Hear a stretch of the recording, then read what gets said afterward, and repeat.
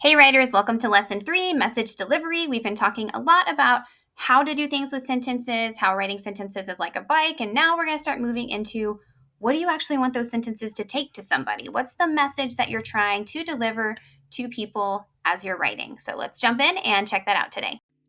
When we write, we have something to say. And whatever it is that we have to say is our message. It's what we want whoever reads what we write to take with them when they're done reading. Sometimes it's called a thesis statement, or a main point, or a theme. You usually get asked to point them out in other people's writing. But when you're the writer, the one who's deciding what it is that's most important for your reader to take from the text, you start thinking about delivery options. Before you get on a bike and start rolling, you want to know where you're headed. It helps you to know what kind of bike you want to take and what route is going to make the most sense to get there. So thinking of your message like a literal letter is helpful because we have to deliver that message as writers.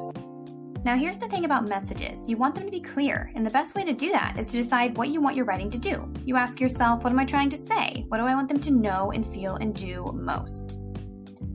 And those are the 3 things a message can attempt to make a reader do. It can make someone know something, feel something, or do something. And when you start writing, you want to pick one of those 3 things to focus on every time. If you want the reader to know something, you may have a lot of factual information to convey. It's usually what you think of when you think of writing a research paper or telling what happened in something you read. You're using quotes from research and evidence from sources.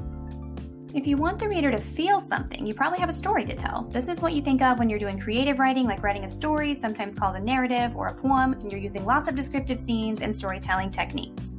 If you want the reader to do something, you're probably writing some kind of argument where you want to convince or persuade the reader that the way you think of something makes the most sense. This is what you think of when you think of proposals or solutions or debates or just typical argument writing. Good writers can work more than one of these message outcomes into their writing, but you can still only ride one bike at a time, right? So there's usually one that you really focus on, and you can add the others in to help get your message there faster or more clearly at particular points in your writing. So I said all that to say, messages matter. This is everything you want to say summed up in something the reader's going to remember when they're done reading whatever it is that you wrote.